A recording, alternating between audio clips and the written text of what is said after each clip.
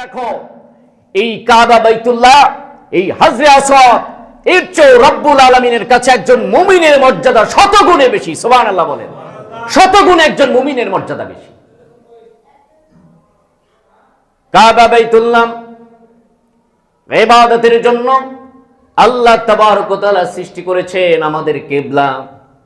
হাজরে আসওয়াদ চুমু খেলে মানুষের জীবনের গুনাহগুলো মাফ হয়ে যায়, পবিত্র হয়ে যায়, নিষ্পাপ হয়ে যায়।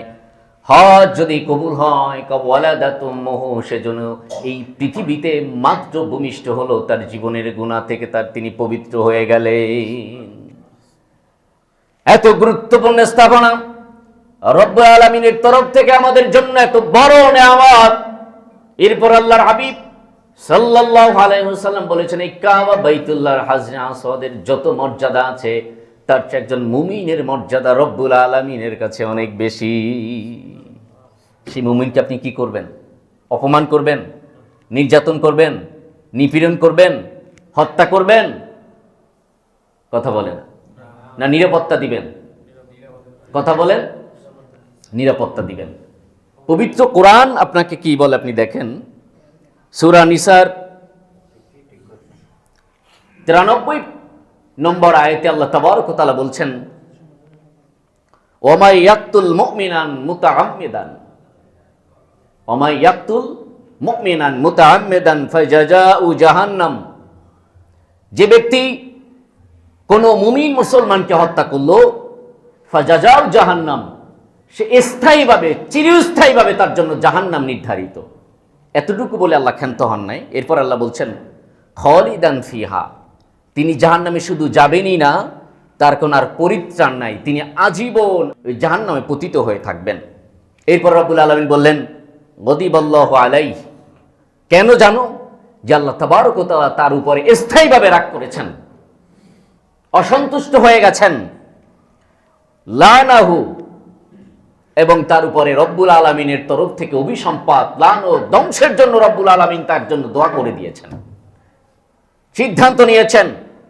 ওয়া'আদ্দা লাহু আযাবান আযীমা, এবং রব্বুল আলামিন তার জন্য স্থায়ী, কিয়ামত থেকে অনাদিকাল পর্যন্ত তার জন্য স্থায়ীভাবে জাহান্নামে নিপতিত থাকবে না, তার জন্য স্থায়ীভাবে শাস্তির ব্যবস্থা রব্বুল আলামিন করে দিয়েছেন। সম্মানিত সুধী ভাইয়েরা আমার, এরপরে হাদিস শরীফে আসুন।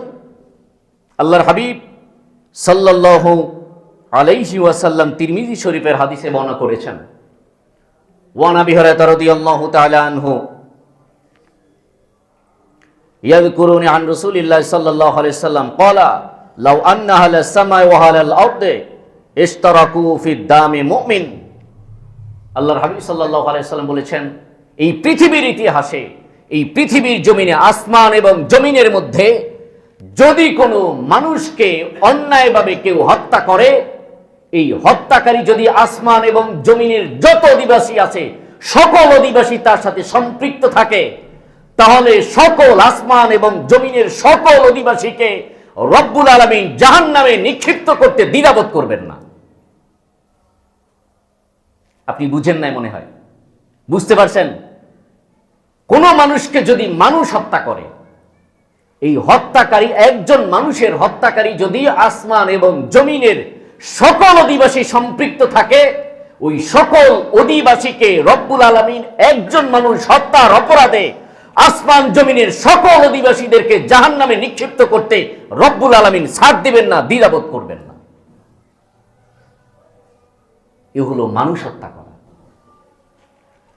আল্লাহর হাবিব সাল্লাল্লাহু আলাইহি ওয়াসাল্লাম হাদিসে বলেছেন, আন উমর ইবনুল খাত্তাব রাদিয়াল্লাহু তাআলা আনহু ক্বালা সামিতু রাশিদা ইয়াকুল সামিতু রাসূলুল্লাহ সাল্লাল্লাহু আলাইহি ওয়াসাল্লাম মাইয়াকতুল উসফুরান আবাসা ওয়াজ্জা ইলাল্লাহি তাআলা। চড়ুই পাখি চিনেন? আমরা আনন্দ ছলে, আমরা উল্লসিত হয়ে, বন্ধু বান্ধব একত্রিত হয়ে অনেক সময় বলে না, দেখ একটা পাখি, এক ডিলে একটা পাখি আমি মেরে দিতে পারি কিনা, বলে কিনা বলেন? হাদিস শরীফে কি বলছে দেখেন। রাসূল সাল্লাল্লাহু আলাইহি ওয়াসাল্লাম বলেছেন, কিয়ামতের ময়দানে মান কতালা, যে ব্যক্তি অন্যায়ভাবে একটা চড়ুই পাখিকে মেরে ফেলবে, আবাসা অন্যায়ভাবে, একদম নিরর্থক, ওই পাখিটা কি করবে? ইয়াউমাল কিয়ামাহ রব্বুল আলামিনের কাছে কিয়ামতের ময়দানে আদালতে তিনি নালিশ প্রদান করবেন, বলবেন ইয়া রব্বি ইন্না ফুলানান কতালানি, রব আমাকে অমুকে দুনিয়ায় বসে অনর্থক নিরর্থক আমাকে হত্যা করে ফেলেছে। আবাসা ওয়ালাম ইয়াকতুল লি মানফাআহি, যে কতলটা এই পাখি হত্যা করা কারণে তার কোনো উপকার হয় নাই, তিনি তার শখ মিটিয়েছেন। কি করেছেন? তিনি শখ মিটিয়েছেন।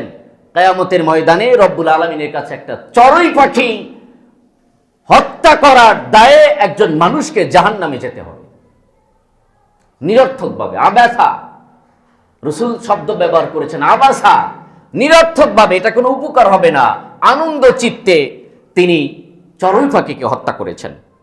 রাসূল পাক সাল্লাল্লাহু আলাইহি ওয়াসাল্লাম আরেকটি হাদিস আপনাকে শোনাই, যেটা বুখারী শরীফে 3335 নম্বর হাদিস, অর্থাৎ 3335 নম্বর হাদিস।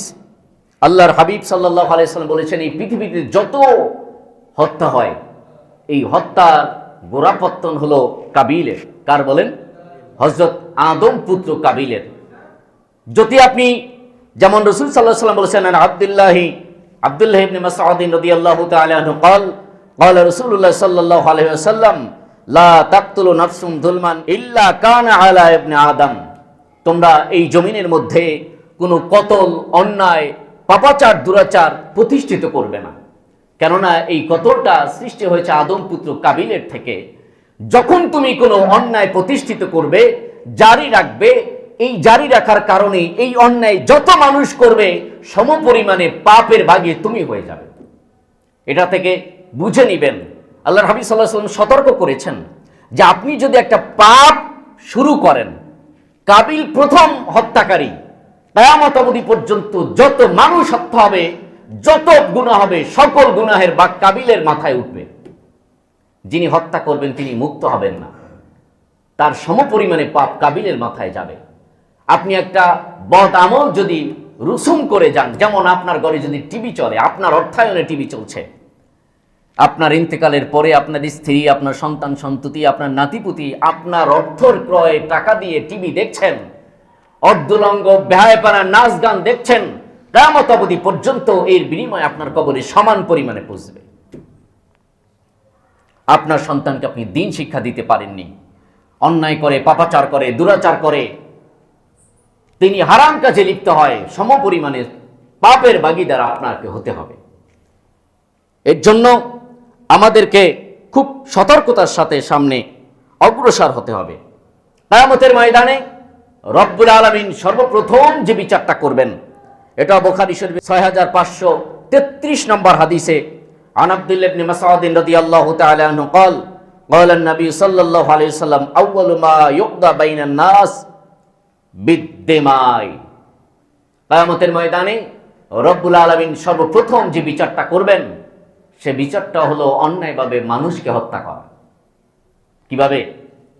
অন্যায়ভাবে মানুষ হত্যা করার বিচার কিয়ামতের ময়দানে রব্বুল আলামিন করবেন। বুখারী শরীফের 6862 নম্বর হাদিসে আল্লাহর হাবিব সাল্লাল্লাহু আলাইহি ওয়াসাল্লাম ইরশাদ করেছেন, আন ইবনে ওমর রাদিয়াল্লাহু তাআলা قال قال رسول الله صلى الله عليه وسلم لا يزال المؤمن في فسحة من دينه ولا يصيب দামান হারামান, হারাম ভাবে, অন্যায় ভাবে কেউ যদি কাউকে হত্যা করে, তাহলে তার আর কোনোদিন স্বস্তি ফিরে আসে না, অস্তিত্ব থেকে তিনি দূরে সরে যেতে চান না। মনে করবেন একজন ক্ষমতাশীল মানুষ, তিনি অন্যায়ভাবে মানুষকে হত্যা করেছেন, খুন করেছেন, গুম করেছেন, নির্যাতন করেছেন, নিপীড়ন করেছেন, ওই মানুষটা তার ক্ষমতা থেকে সরে যেতে চান না, তার অবস্থান থেকে তিনি সরে যেতে চান না। কেন? অবস্থান সংকটে পড়লেই তাকে বিপদে পড়তে হবে, ঠিক কিনা? এখন আপনি ক্ষমতাধর আছেন, আপনার অনেক টাকা পয়সা আছে, আপনার অনেক বাড়ি গাড়ি আছে, আপনি ক্ষমতা ধরে রাখতে চান। এই ক্ষমতা ধরে রাখতে আপনাকে যদি আরো অনেক মানুষকে খুন করতে হয়, আরো অনেক মানুষকে গুম করতে হয়, আরো অনেক মানুষকে অত্যাচার করতে হয়, আপনি সেটা রাজি। কেননা আপনার অস্তিত্ব সংকট পড়লেই আপনি নিজের অস্তিত্বহীন হয়ে যাবেন, ঠিক কিনা বলেন? এর জন্য রাসূল পাক সাল্লাল্লাহু আলাইহি ওয়াসাল্লাম বলেছেন, কোন মুমিন তার দ্বীনের ব্যাপারে পূর্ণ স্বস্তিতে থাকে যে পর্যন্ত না সে কোনো হারাম ঘটায়, অর্থাৎ কোনো রক্তপাত ঘটায়। কোনো রক্তপাত ঘটানো হলে সেখানে আর কোনো স্বস্তি থাকে না, আল্লাহর কোনো রহমত থাকে না, আল্লাহর কোনো বারাকা, সেখানে অস্তিত্ব সংকট হয়ে পড়ে যায়। রাসূল পাক সাল্লাল্লাহু আলাইহি সাল্লাম বুখারী শরীফের হাদিসের সাথ করেছেন 6863 নম্বর হাদিস। আর আব্দুল্লাহ ইবনে উমর রাদিয়াল্লাহু তাআলা আনহু قال ان من اراطب الامور التي لا مخرج لمن وقع نفسه فيها سفك الدم حرام بغير حلته। আল্লাহর হাবিব সাল্লাল্লাহু আলাইহি সাল্লাম বলেছেন, আব্দুল্লাহ ইবনে ওমর রাদিয়াল্লাহু তাআলা আনহু থেকে হাদিস নিয়ে বলেন, যেসব বিষয়ে কেউ নিজেকে জড়িয়ে ফেলার পরে তার ধ্বংস থেকে নিজেকে রক্ষা করার উপায় থাকে না। আপনি এমন কোনো পাপ আছে যে পাপটায় জড়িত হয়ে গেলে রক্ষার কোনো উপায় থাকে না। আপনি একজন হত্যা করেছেন, আপনার নামে মামলা হয়েছে, এর সাক্ষী প্রমাণাদি আছে, আপনার ফাঁসি হয়ে গেছে। আপনি যদি এখন আল্লাহওয়ালা হয়ে যান, আপনি জীবনের গুনাহ মাপ চাইতে চাইতে আপনার জীবন শেষ করে ফেলেন, কিন্তু এই যে আপনি একটা মানুষকে হত্যা করেছেন, এই হত্যা থেকে আপনি মুক্ত হতে পেরেছেন? কথা বলেন। আপনি যদি নামাজ কাজা করেন, আপনি জীবনে অনেক রোজা কাজা করেছেন, পর্দা করেন নাই, যত আল্লাহ তাবারক ওয়া তাআলার আপনার ব্যক্তিগত জীবনের সাথে সংশ্লিষ্ট আপনি সেগুলো পালন করেন নাই। রব্বুল আলামিনের কাছে আপনি যখন ক্ষমা চাইবেন, আল্লাহ তাবারক ওয়া তাআলা আপনাকে মাফ করে দিবেন, ক্ষমা করবেন। কিন্তু আপনি যখন কোনো মানুষের হক নষ্ট করবেন, মানুষের হক আপনি নিজে খেয়ে ফেলবেন, অন্যায়ভাবে কাউকে হত্যা করবেন, হত্যা করার সাথে সাথে এমন পাপ আপনি করলেন, সারা জীবন এই পাপের সাথে আপনার সম্পৃক্ততা থাকবে। আপনাকে যদি রব্বুল আলামিন ক্ষমাও করে দেয়, আপনি যদি আল্লাহওয়ালা হয়ে যান, সকল গুনাহ থেকে মুক্ত হওয়ার জন্য রব্বুল আলামিনের কাছে ক্ষমা প্রার্থনাও করেন, কিন্তু আপনি হত্যা থেকে মুক্ত হতে পারবেন না। পারবেন? আপনি হত্যাকারী, এর থেকে আপনি মুক্ত হতে পারবেন না, কোনো ওয়ে নাই। আছে বলেন, কথা বলেন, কোনো ওয়ে আছে? কোনো ওয়ে নাই। এর জন্য আপনাকে যে কথাটা বুঝতে হবে যে আমাদের সমাজে জিহাদের নামে অপব্যাখ্যা চলছে, প্রতিহতর নামে অপব্যাখ্যা চলছে। অপব্যাখ্যাটা হলো, আমি আপনাকে বুঝাই যে মুসলমানদেরকে লড়াই লাগিয়ে দেওয়া হয়। বুখারী মুসলিম শরীফের হাদিস, রাসূল সাল্লাল্লাহু আলাইহি সাল্লাম বলেছেন, কোন বাদশাহের বিরুদ্ধে আমরা আন্দোলন করে তুলি না। কথা বলেন। রাসূল সাল্লাল্লাহু আলাইহি সাল্লাম বলেছেন, সে যদি মুসলমান হয়, কি হয়? মুসলমান হয়। আর সে যদি অন্যায়ভাবে তোমার পিঠের উপরে চাবুক দিয়ে তোমার সম্পদ তিনি নিয়ে যান, তারপরও সেটা তোমাকে মেনে নিতে হবে। কি করতে হবে? মেনে নিতে হবে। সে যদি মুসলমান হয়, সে জালেম, কিন্তু সে মুমিন, সে মুসলমান। ঠিক কিনা বলেন? এটা মানতে হবে। আন্দোলন আপনি কার সাথে করবেন, কাকে নিয়ে করবেন? ভাই ভাই আন্দোলন হয়, কথা বলে না। বাপ পুত্রে আন্দোলন হয়, বুঝেন না আমার কথা। প্রতিবেশীর সাথে আন্দোলন হয়, মুসলমানে আন্দোলন হয় না। বুখারী শরীফের হাদিস শোনেন, বুখারী শরীফ 2য় খণ্ড 1049 নম্বর হাদিস। আল্লাহর হাবিব সাল্লাল্লাহু আলাইহি সাল্লাম খুব কঠিন ভাষায় বলেছেন, আন বকরাতা রাদিয়াল্লাহু তাআলা আনহু قال قال رسول الله صلى الله عليه وسلم اذا توجه المسلمان بسيفهما فكلاهما من اهل النار قيل هذا القاتل فما بالمقتول قال انه قد اراد قتل صاحبه। হযরত আবু বকরাতা রাদিয়াল্লাহু তাআলা আনহু হাদিসের রাবী। আল্লাহর হাবিব বললেন, ও মুমিন মুসলমান, তোমরা জেনে রেখো, দুইজন মুমিন মুসলমান যখন কোনো ঝগড়ায় লিপ্ত হয়ে যায়, কোনো হত্যাকাণ্ডে, যুদ্ধে লিপ্ত হয়, কি হয়? যুদ্ধে লিপ্ত। রাসূল বলেছেন, ইযা তাওয়াজ্জাল মুসলিমানে বিসাইফিহিমা, অস্ত্র নিয়ে, তরবারি নিয়ে, লাঠি সোটা নিয়ে মুসলমানে যখন লড়াই হয়, আর একজন মুসলমান যখন শহীদ হয়ে যায়, হত্যা হয়ে যায়, তখন আল্লাহর হাবিব সাল্লাল্লাহু আলাইহি সাল্লাম বললেন, মান আহলান নার, সে জাহান্নামী। মুসলমান সংঘর্ষে লিপ্ত হয়েছে, যুদ্ধে লিপ্ত হয়েছে। আল্লাহর হাবিব সাল্লাল্লাহু আলাইহি সাল্লাম বললেন, ফাকিলাহুমা মিন আহলিন নার, ওই দুইটাই জাহান্নামী। যে হত্যা হয়েছে আর যে ব্যক্তি হত্যা করেছে উভয় জাহান্নামী। কঠিন কথা না? সাহাবী বললেন, ফামা বাল মাকতুল, রাসূল, ওই যে ব্যক্তি হত্যা হয়েছে সে অন্যায় করেছে কি, সে অপরাধী কি? সে তো হত্যা হয়ে গেছে, অন্য আরেক ভাই হত্যা করেছে, সে অপরাধ কি করছে? রাসূল সাল্লাল্লাহু আলাইহি ওয়াসাল্লাম বললেন, ইন্নাহু ক্বাদ আরাদা কতলা সাহিবিহি, যে হত্যা হয়ে গেছে সেও চাইছিল তার ভাইকে হত্যা করতে। বুঝেন নাই মনে হয়? ইন্নাহু ক্বাদ আরাদা কতলা সাহিবিহি। আল্লাহর হাবিব বললেন, ও সাহাবী, কেন জানো যে হত্যা হয়েছে আর যিনি হত্যা করেছেন উভয় মুসলমান জাহান্নামী হয়ে যাবে, এরা শহীদ হবে না। কি হবে না? কথা বুঝছেন? কথা কার কথা? কার কথা? বুখারীর কথা। আল্লাহর হাবিব সাল্লাল্লাহু আলাইহি সাল্লাম বলেছেন, ফামা বাল মাকতুল, সাহাবী বলেন, ইয়া রাসূলুল্লাহ, যিনি হত্যা হয়েছেন তিনি দোষ করেছেন কি, অন্যায় করেছেন কি, অপরাধ করেছেন কি? আল্লাহর হাবিব বললেন, ইন্নাহু আরাদা কতলা সাহিবিহি, যে ব্যক্তি হত্যা হয়ে গেছে উনি চাইছিলেন তার ভাইকে হত্যা করতে।